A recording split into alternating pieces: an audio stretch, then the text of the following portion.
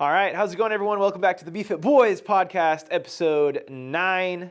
We're filming this on December 20th, but it's going live in January. We're just getting ahead of schedule.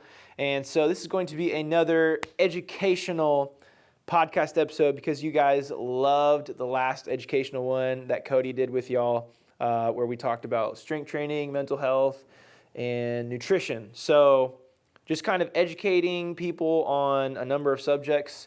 That's what we're going to do today. I've got my hat on because I was having a terrible We are coming to you live hair day from the frozen tundra of the BFIT Boys podcast room in the BFIT storage. Yes, and we're back to the couch setup.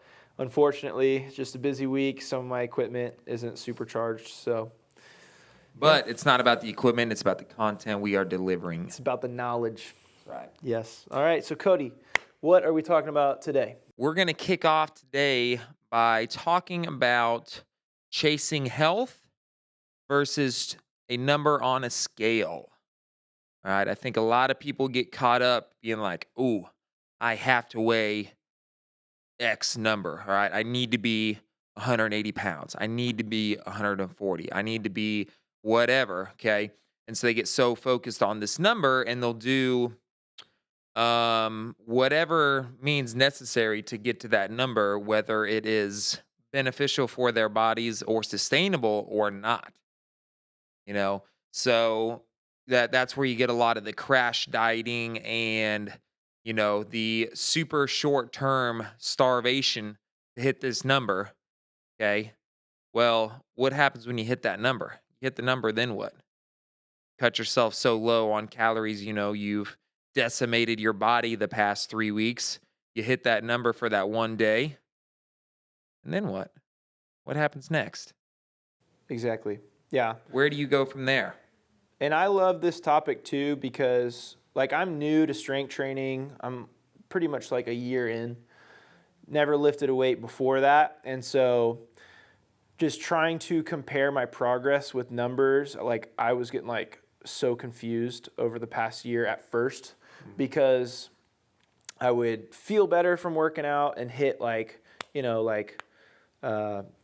or 3 full solid weeks of working out, and then my weight, how much I weighed wasn't going down, but I felt better, and so it was just hard for me to. And not enough, you're getting stronger. Yes, at exactly. the same time, and you're like, oh my gosh, I'm working out more, I'm feeling better, I should be losing weight. But your body is doing this thing called a recomposition. Okay, you are building muscle at, if it's staying the same, pretty much the same rate or close to the same rate, if not more, then you are losing fat. So while the scale may not be going down, your overall body fat percentage is going down because you are building muscle and losing fat. I hope that makes sense. Because if say you're 100 pounds, okay, and you have 30 pounds of fat mass on you, okay, so you have 30% body fat. Okay, you start lifting weights and you start to build muscle, and you gain 5 pounds of muscle, and you lose 5 pounds of fat. Your body weight stayed the same, but you are now 25% body fat. Therefore, you are a healthier person, stronger person at that same weight.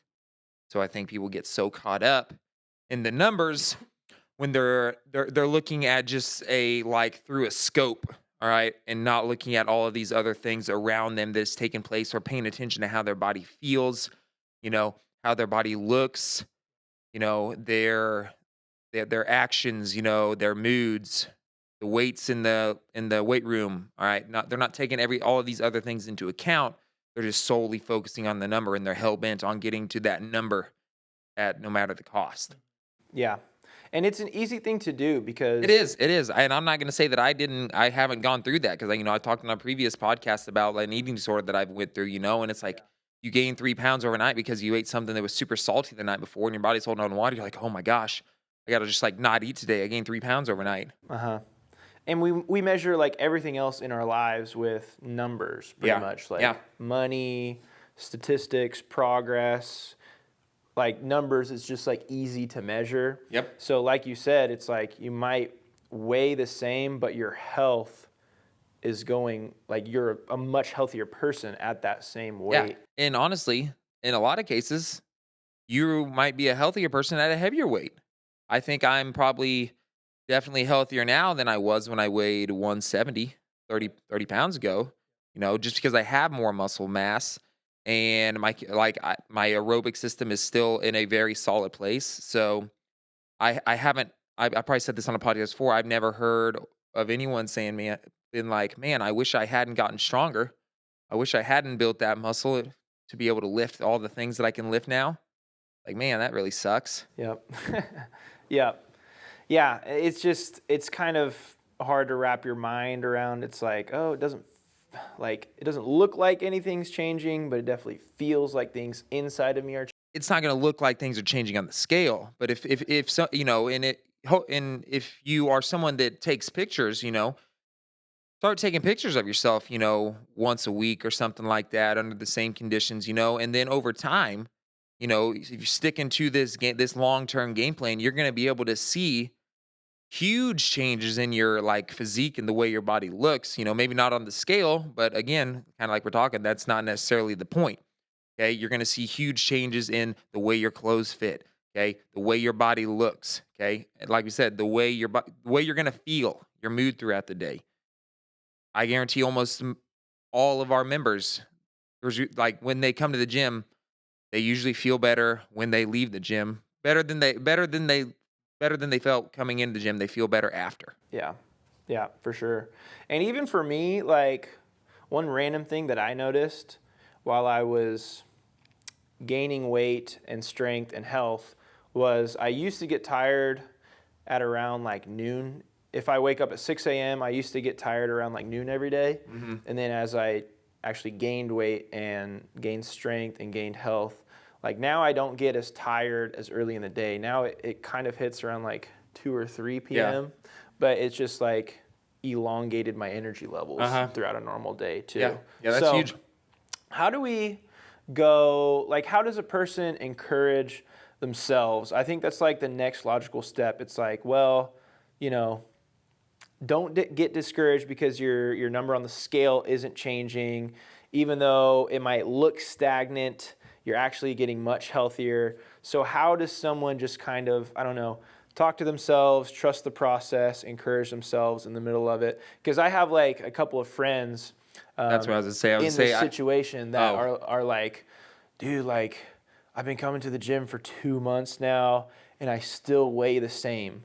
And from my perspective, I'm like, but dude, that's a good thing. You look better. That's a good thing. Yes, That's where you want to exactly. be. If you weigh the same and, you're stronger than you were when you came into the gym, that's exactly what you want because we talked about earlier, your body is recompositioning itself. You have put on muscle mass while keeping the same weight.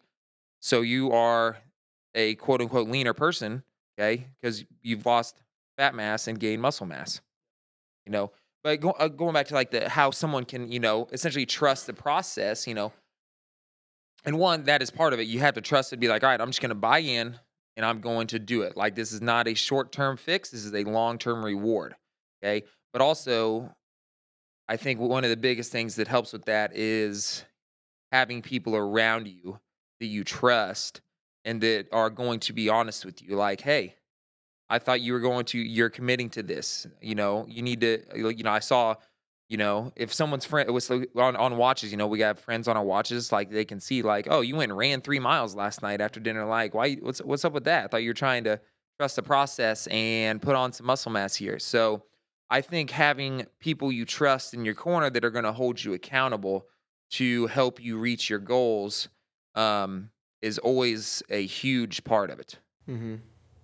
So Yeah. and that's what, me, Brad, and Jack, people you see around the gym, your friends in the gym, like that's hopefully what we are helping you with and are here to do is help you achieve those goals. And that's kind of part of the reason why we talked about last month when this releases that survey. Hopefully all of you fill it out the survey so we can see the goals, the specific goals you guys are trying to get and reach, and we can help you attain those goals, step our way to those goals. Now, it's not going to be one giant leap. All right, there's going to be a bunch of little stuff along the way to help you get to those goals. And to piggyback off that, okay, set mini goals, okay? You might want to eventually get to, 15% body fat, dude, ladies, 23% body fat, all right? But you're not going to get there overnight, okay? Start focusing on strength goals, okay? Because gaining strength is going to help you get to your goals faster. More muscle is going to mean your body's going to need to burn and consume more calories to maintain that muscle, okay? It's going to put all of the not all of it's going to put a lot of the calories you eat to use by trying to maintain and build that muscle mass. So versus just getting focused on a certain body fat percentage, a certain weight, okay? Focus on, okay, I want to try and increase my back squat by 15 pounds the next 3 months. I want to increase my deadlift by a certain whatever. I want to get better at X movement, Y movement, all of this stuff. All right. Those other goals are going to help supplement, okay, your overarching goal.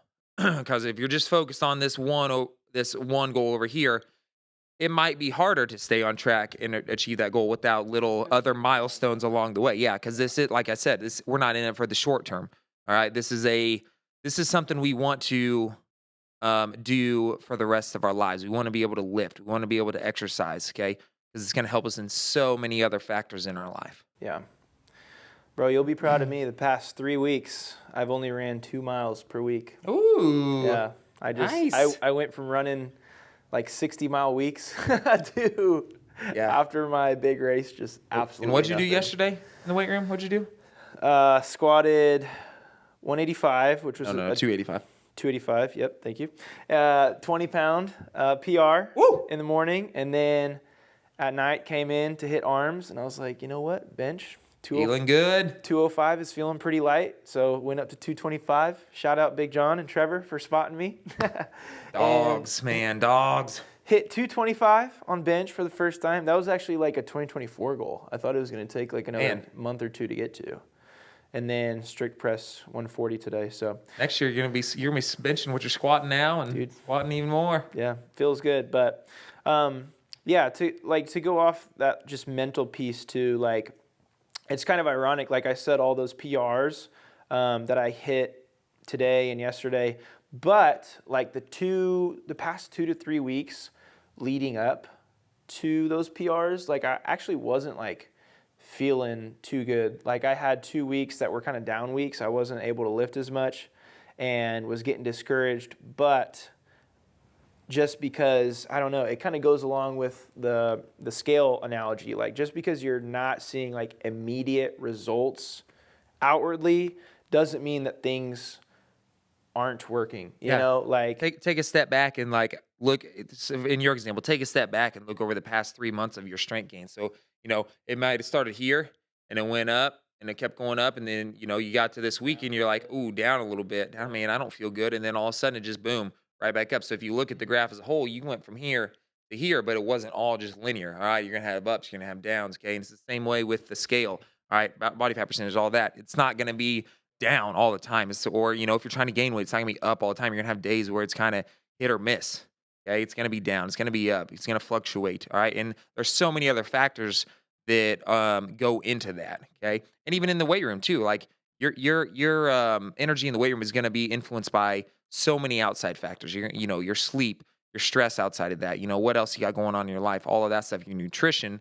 Okay. And you can't be so ignorant to think that stuff doesn't affect you, the way your body holds on to water or holds on to, fat. If you're super stressed, okay, your body's going to be holding on to water. Okay. And so the scale's not going to move. So finding ways to de-stress outside the gym or in whatever, and just like calm down and just trust the process that it's going to, if you are buying in truly that you're eventually going to be on your way to your goal. Yep. I think that's so crucial just with anything, but it's very practical practicing it with physical feats and lifting and stuff.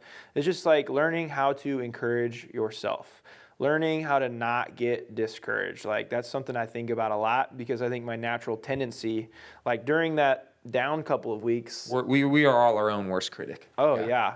And during those couple down weeks that I had, I was just like, man, this sucks. Like, I'm getting frustrated every day.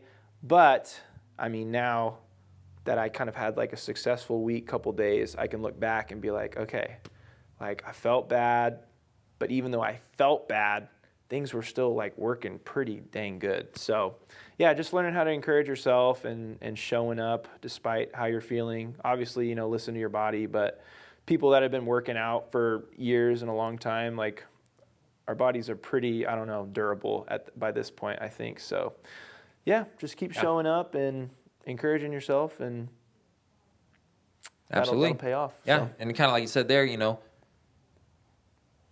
we don't be afraid to auto regulate when you come in the gym, and kind of what that means. Like if you come in the gym and your body's feeling like kind of trash, okay, everything's feeling heavy, go a little lighter that day. Just because the board says you got to do a certain weight, right? Doesn't mean you have to do that certain weight. You went pretty hard yesterday. Pull back today a little bit, so because that is still just get that exercise. Even though it is great for us, it is still a stress on the body. Okay. And if we're stressed to the max and we continue to add more stress, okay, that stress bucket is going to overflow and it's going to kind of lead into other pieces of your life that, you may not want to, you may not want it to. So just always be willing to, kind of leave your ego outside of the door when you step in, to the gym, because like I said, no matter how good it is for you, there is too much of a good thing. So just be willing to accept that fact that you may not be on your game every single day. yeah. But like Jack said, just keep showing up. It'll pay off in the long run. Yeah, like I have kind of bigger goals. It's like, okay, I know during the next 3 months I want to do this.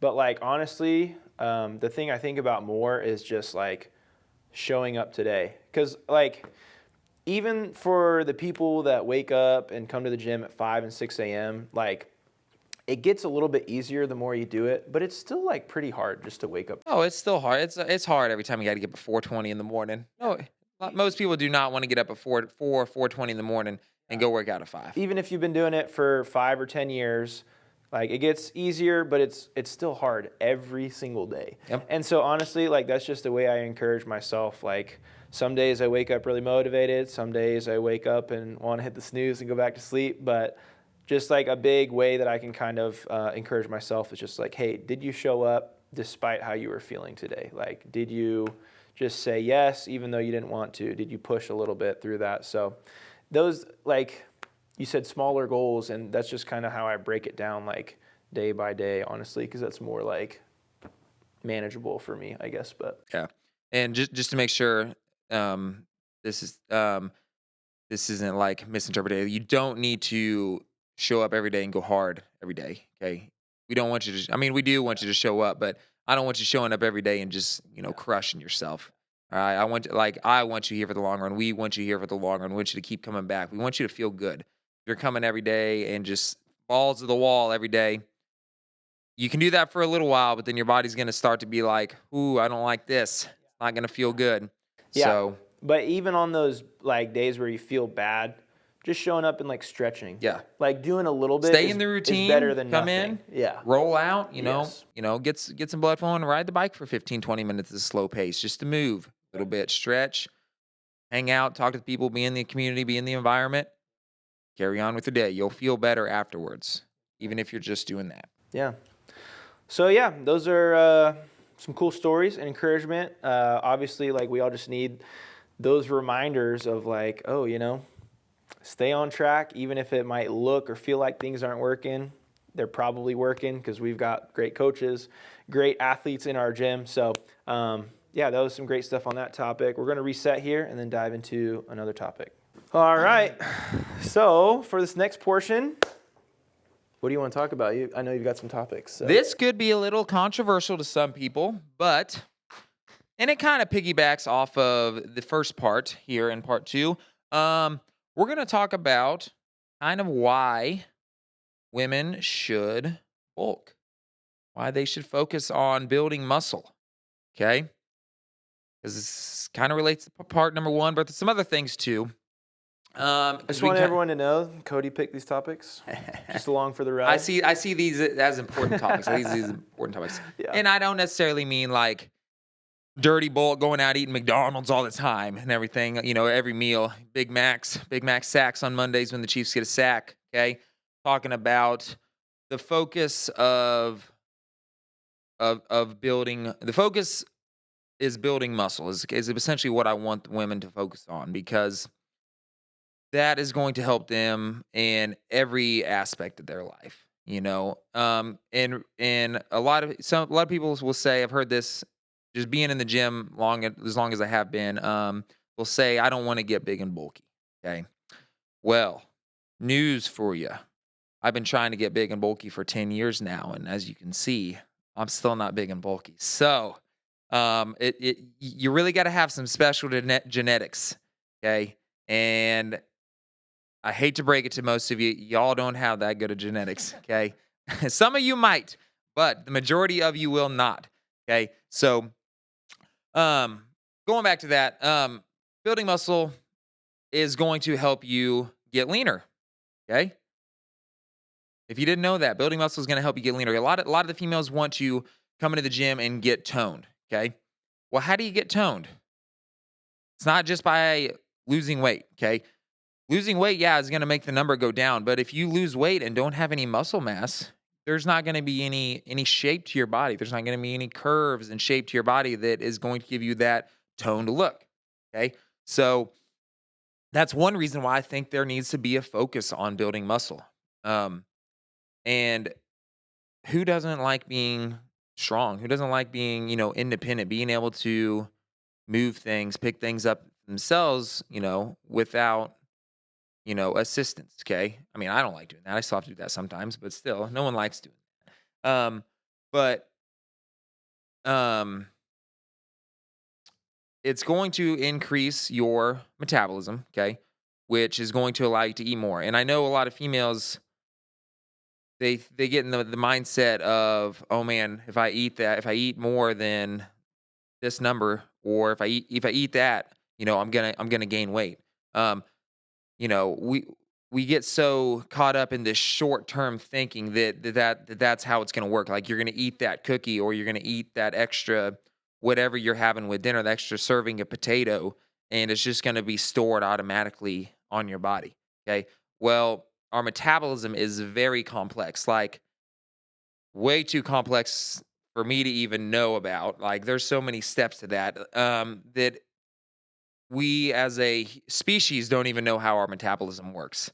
All right. So to think that we are going to eat a certain food and it's going to just be automatically stored as fat is, um, just to put it bluntly, very ignorant of us. Very ignorant of us. So, but having more muscle mass on our body, being able to eat more calories, gives us kind of like insurance. Okay. It gives us the ability to eat those foods that some might deem as, unhealthy.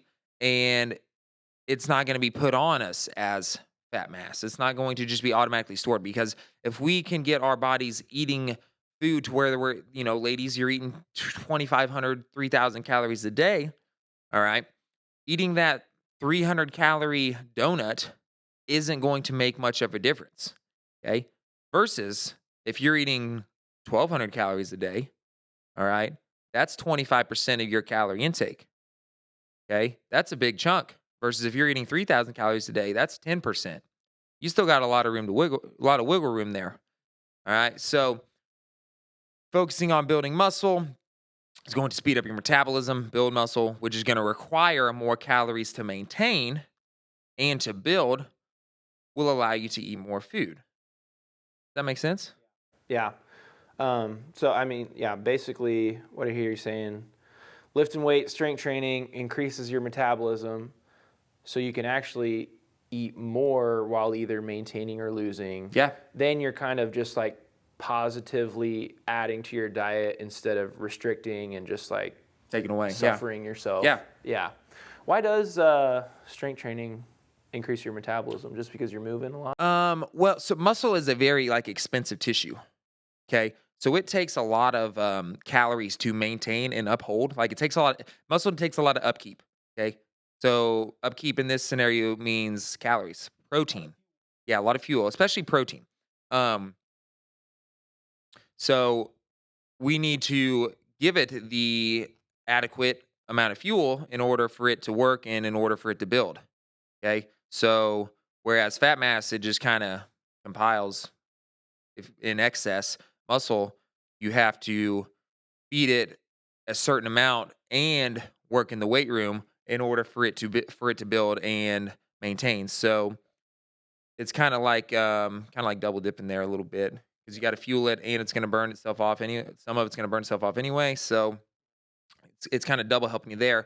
But It's like a double win because it's like, restrictive dieting, it's like it's harder to do and you have to like restrict yourself, whereas strength training, it's like, oh, you're getting stronger and are able eating to more. maintain. Eating more. You're getting the best of both worlds, essentially, Yeah. focusing on strength. You're in the weight room, you're working out, and you're eating more outside of the weight room, and you're decreasing your body fat percentage while gaining at the same time. And the scale might move some. I'm not going to say it's not going to move, but you're going to be positively helping yourself there. All right. Um, and it's fun. Exactly. It's fun. It's fun to lift weights. It's fun to eat. All right. I don't know many people that argue with that. Versus, and we kind of talked about this on the podcast, where especially like we talked about in the female world, you'll see a lot of females doing a lot more cardio, where they're just spending a lot of time, whether it's on a treadmill or running. And I'm not saying those are bad things, but those things in excess are, or they can be detrimental to our overall goals. Okay. So when you're running, like we talked about in the previous podcast, which if you haven't listened to, you should go listen to, 2 podcasts ago, episode 7. All right. Our bodies are going to adapt to what we give it. Okay. If we start running all the time and we're decreasing our calories, our body's going to get really good at eating minimal amounts of calories while still expending energy while running. So our body's going to get really good eating like 1,200 calories in this scenario. Versus on the other end of the spectrum, if we slowly start eating more, we get up to like 2,500 calories and we're lifting weights in the gym, which will utilize those calories. Our body's going to get adapted to that too. Okay. And I don't know which one you would rather your body be adapted to, but I know which one I'm choosing every time. Yeah. Well, I can tell you after distance running for like 8 years, basically doing pretty much 50 miles a week since I was a freshman in high school. You'd think you'd be eating a lot more calories, right? Yeah.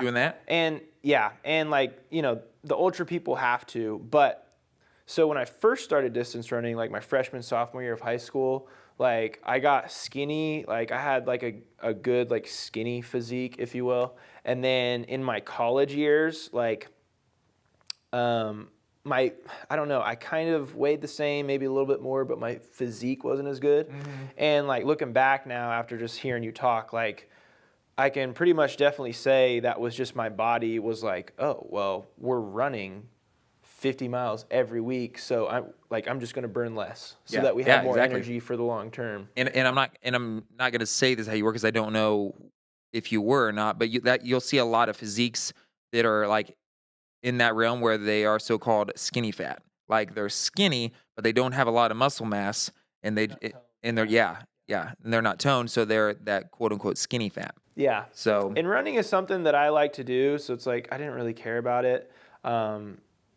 And yeah, I'd rather be strong and be able to like put up numbers than have a good physique and not put numbers up, But it's just like, yeah, it's weird. It's like I have a couple people that we're about on the same level, and I'm like, dang, bro, they just look like 3 times as good as me. So it's like, I know like I've semi-paid the price, and that's why like I'm trying to switch things up and just like trust the process. Again, like we talked about earlier, and it's different and it's uncomfortable because I'm like, whoa, not used to this. It is a big shift, and that's where, I think, being in a community of like-minded people makes a huge difference. Being around people that are going to help you achieve those, but be honest with you when you might slide off the rails a little bit and kind of go down this other way. But I think that's very important. Another thing I want to touch on is, especially in the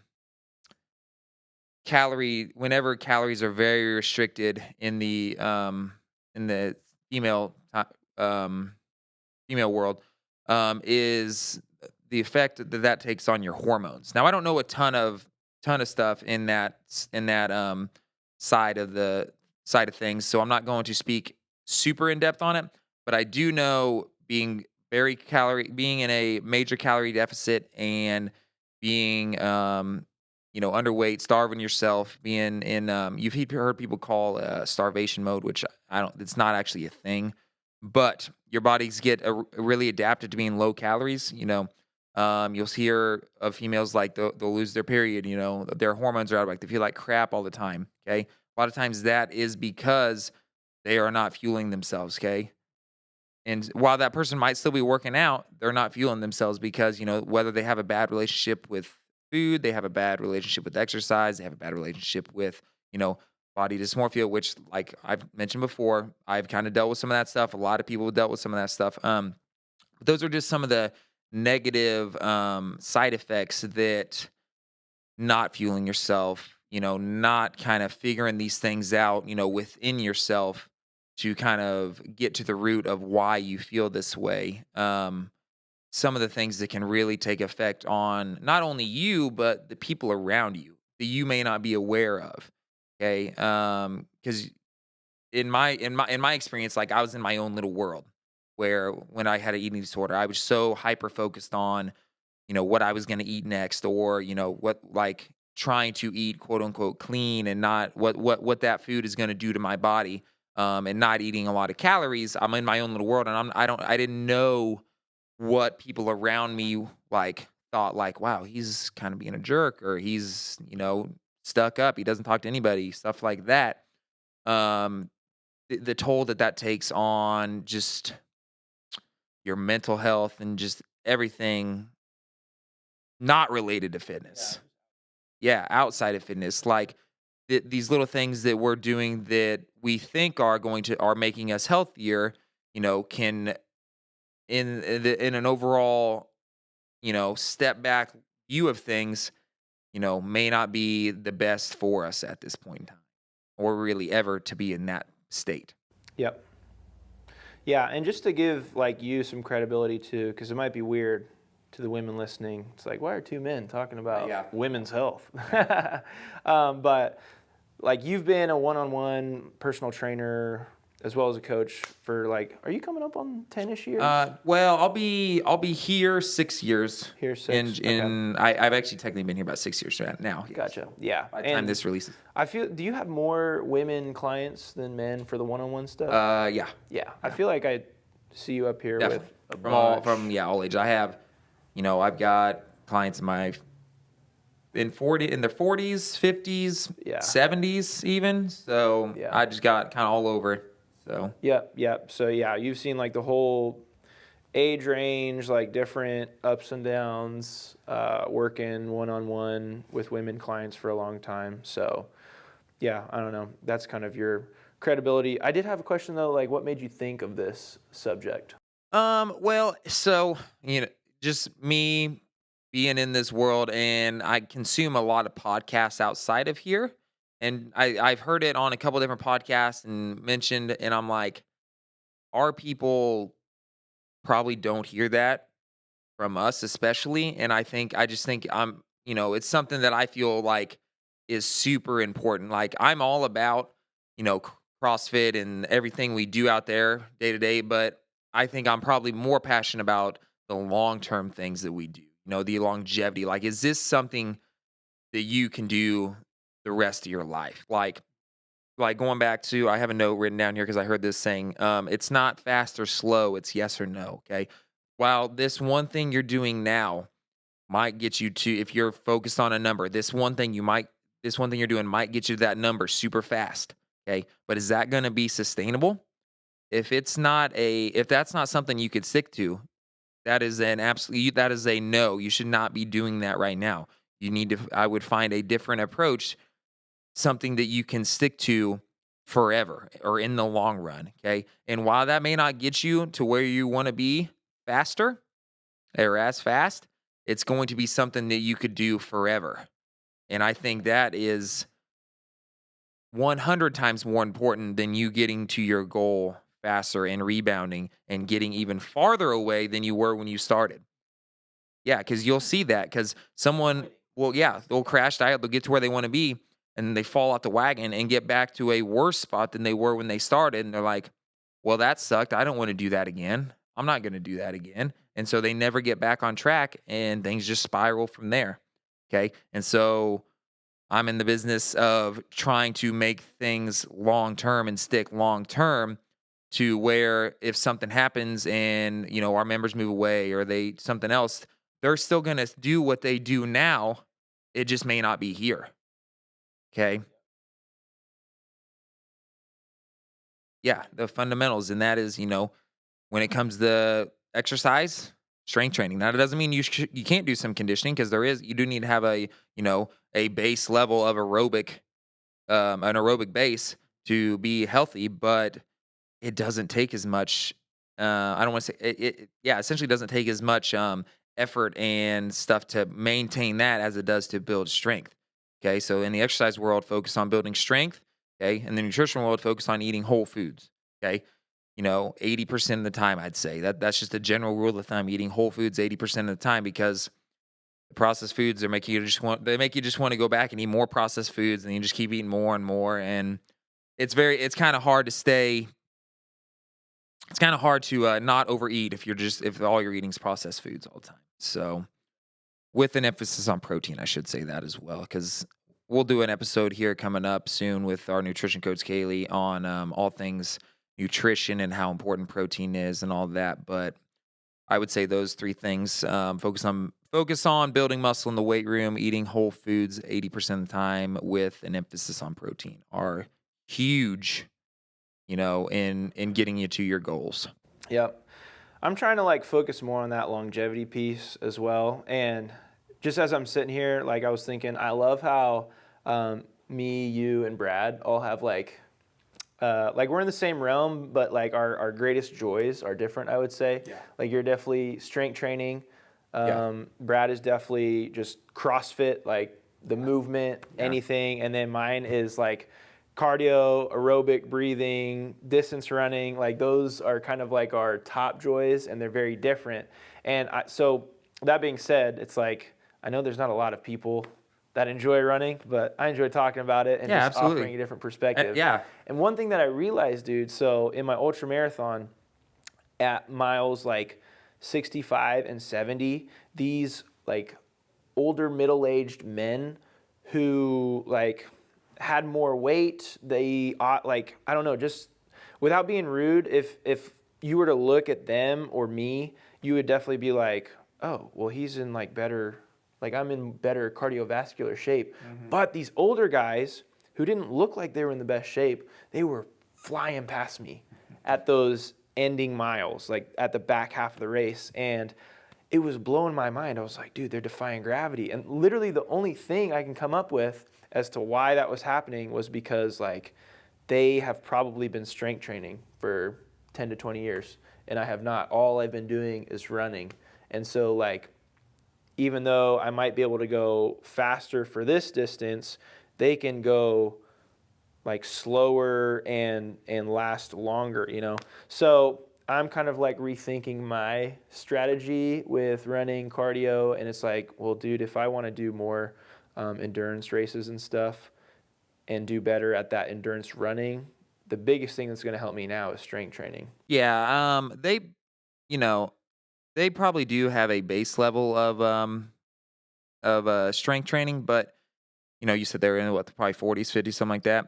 My guess is that probably wasn't their first ultra, and they've probably done it, and their body is more adapted to running 100 miles than yours was. 'Cause at the time you had ran 30 miles maybe longest. Yeah, they probably ran multiple 100-mile races and kind of have an idea on how their body works, what they need to eat in those little break periods and stuff like that. So yes, so if you hear this is me saying that maybe they weren't strength training all the time. Their body's also probably just adapted really good to running. So they could, like I said, I won't someone if someone's trying to be a competitive, long distance runner and actually be competitive like that is their sport. I'm not gonna be hey, go strength train 4 times a week. Okay. If they are a marathon runner, they probably, strength train 2 times a week. Okay, and run 2 to 3 times a week. Marathon's still like a sprint event, Yeah. like for the pros. Yeah. Well, okay. Well, you know what I'm saying. So it's You like know what I'm a lot saying. of people won't, but the more ultra people I follow, like the more important strength training becomes for them and the monostructural stuff. Oh yeah. And Yeah. lifting weights. We didn't even touch on today like how important strength training is, especially as you get older, especially as older females. I guess we can touch on that because we did talk about older females. Like strength training for your like bone density is the most important thing you could do because not to be morbid, you hear a lot of times when older folks they'll fall and they'll break a hip and then they're stuck. Okay, the stronger you are, the stronger the more like with weight training. Okay, the stronger muscles you have, the stronger bones you're gonna have too, because your bones do get they adapt too to what the load that is given to them. So it's insane how crazy our bodies are and how crazy our bodies adapt. So to get so like simple minded, be like, oh, I don't need to do that. It's not gonna do me any good. Is just like I said, ignorant to think that our bodies are so simple that we don't need to do that. Okay. Um, bone mineral density is one of the top like it is very like it's correlates with like all cause mortality like it's going to be lower it's like three words. It's like death rate is going to all cause mortality or whatever. Yeah. Which I don't know if that's the exact right term, but but the weaker your bones are, the more chance that you have of of dying younger. Yeah, the stronger your bones are, the longer life expectancy you're going to have. Okay, and the stronger your bones are, the stronger your muscles are. That is directly correlated with a longer life. And if that does not motivate someone to just start strength training, focus on building muscle, then I don't know, man. I'm gonna have to do some research and figure out something. But yeah, I guess, man. Whew. Hey, we should make it. Yeah, we should put that. That should be a logo that we have. Well, Make a I shirt that tell says that to that. Mike. He's like, "How you doing?" And I'm not doing the best at 6 a.m. I just woke up. I'm groggy, but I'm like, I'm getting harder to kill, baby. You Come need to on. put that on a shirt. Mark that down. actually Write would that be down. good. Yeah, give me royalties too. Yep. It'd be great. Uh, Anything that we can hit in the last 9 minutes, real quick, or if you had like one last thing to add to the women's side of things. I don't. I mean, a little bit. Me and Jade were talking about this one time. She made a good point. Because she had a similar experience with like body dysmorphia growing up. And not to just throw that out there, not to throw her on the bus, but it's fine. Um, a lot. Yeah, yeah. Young females tend to not just young females, but you'll hear this more often. They get a bad perception of themselves, and then they hammer the cardio, and this just goes back to what I mentioned earlier. The hormone thing, just getting tanked. I'm just kind of want to reiterate like how important it is to feed yourself because even if you aren't lifting a ton of weights, but you're still starving yourself, like that's still going that still has a potential to happen because you're not getting yourself enough nutrients. You don't have enough energy for your body systems to continue to do all of these things. Okay, so your body's shutting down per se some things. So it's just not like operating at 100%. Yeah. So I just and those of you that are more technical and medically minded than I am and more nerdy per se might come after me, but please, I'm open for learning. So please teach me. But no, just reiterating the fact that I want us to focus on building muscle. And I know we do CrossFit here, and I know we do conditioning with Metcons and stuff like that. That stuff is still great, but the focus every day on that and not so much focusing on strength training in the long run may not be what is best. And I think it's great that we do that, but every day I'll go out on a limb and say it. I don't think that's the best thing that we could be doing. That's why if you catch me in the gym, probably 2 to 3 times a week, especially right now, I'm metconning. But, when I come to a different stage and I have a competition or something coming up, you might see me at 4 or 5 times a week. So I'm going to kind of float around with the stage or my goals right now in life, so I'm going to kind of float around to that. But it's definitely not a bad thing to not condition and focus on building muscle, because you're not going to get bulky overnight. You're not going to get super thick overnight and everything. So just reiterating the fact of how important it is to focus on strength training and feeding yourself. Okay, because you can strength train without feeding yourself, and you'll get the same, and you'll kind of same thing will kind of happen there. So just focusing on eating protein and building muscle is my 2 take home points on that. So Strength training like has a bunch of payoff. Um, it's fun. You get to eat. You get to work out, and in some cases, when I'm doing heavy day, I'm really glad that I'm not doing the Metcon. yeah, that's true. So That's true. It has a lot of payoff, but like also just do what gives you joy too, because doing something is better than nothing, and just waking up day after day, just kind of like dreading working out or moving or something like that is no fun at all. So like this podcast is going to be our first one of 2024. And I would just like tell people to set a goal too, because I was kind of thinking of this. If you're not setting a goal in any area of your life, if you're not setting a goal, you are literally just like letting things happen to you and then reacting to them like, oh. Whereas if you're setting a goal, you have purpose, you're kind of leading your life. You can make a plan. You can mark it out. You can be like, Make a plan. Yeah, you can set out like, hey, this is what I'm gonna do. I want to do at least this a day. I want to go on a 10-minute walk. I want to, Yeah. so I want to do certain things every day that are gonna help me get closer to that goal. Yep.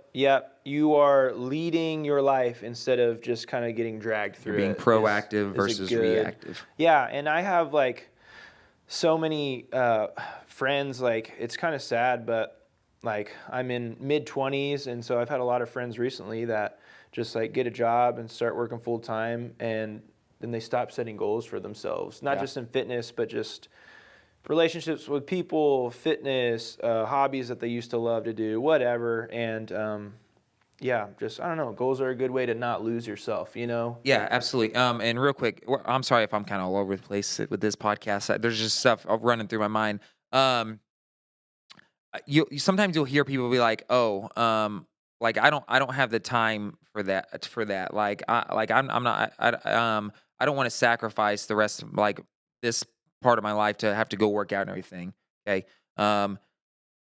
I just want like people to think of it like this. Like, yeah, you might be taking 15, 30 minutes, an hour a day, 3, 4 days a week right now to exercise, but the amount of quality of life time that is going to add to your life on the back end is just, I can't even like quantify. Yeah, I can't even quantify like how much that is going to be worth, like in however many years that is for you.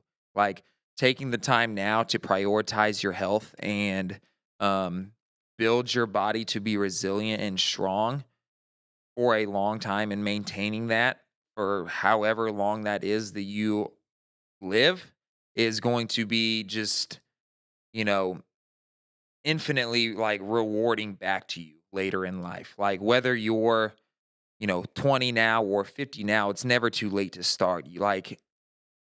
I have a 79-year-old woman who just started probably a year and a half ago, and she wishes she would have been doing it her entire life. But in this year and a half that we've been together, like she has just made like sh it's made her quality of life better, because really all she wants to do is be able to garden in the summertime.